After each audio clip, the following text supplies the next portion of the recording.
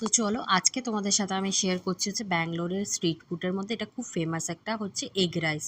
যেরকম কলকাতায় প্রতিটা মোড়ে মোড়ে চাউমিনের দোকান পাবে, সেরকম ব্যাঙ্গালোরে এইরকম রাইসের দোকান পাবে, যেখানে চাউমিন আর এই রাইসটা পাওয়া যায়। কিছু পাও আর না পাও, আর গোবি মাঞ্চুরিয়ান এইগুলোও না পাওয়া গেলেও এর দুটো পাওয়াই যায়।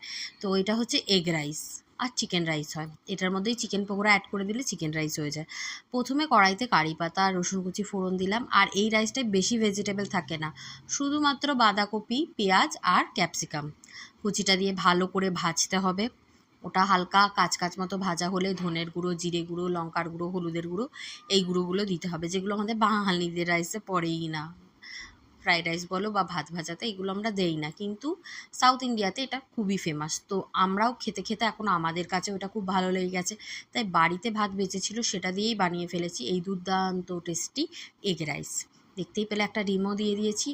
আর বেঁচে থাকা ভাত, ঝরঝরে ভাত, রাতের ভাত ফ্রিজে রাখলে ওটা খুব সুন্দর ঝরঝরা থাকে, সেটা দিয়েই আমি এটা বানিয়েছি। তো তোমরা এখানে বাসি ভাত দিয়ে বানায় না, এখানে ভালো ভাত দিয়েই বানায়। আর সবশেষে অ্যাড করেছি হচ্ছে গরম মশলা গুঁড়ো আর ধনে পাতা, এটা স্কিপ করা যাবেই না, কারি পাতা ধনে পাতা। তো টেস্টি রাইসটা তোমরা অবশ্য করে ট্রাই করো, আর কেমন লাগলো আমায় বলো, সাবস্ক্রাইব করতে ভুলো না।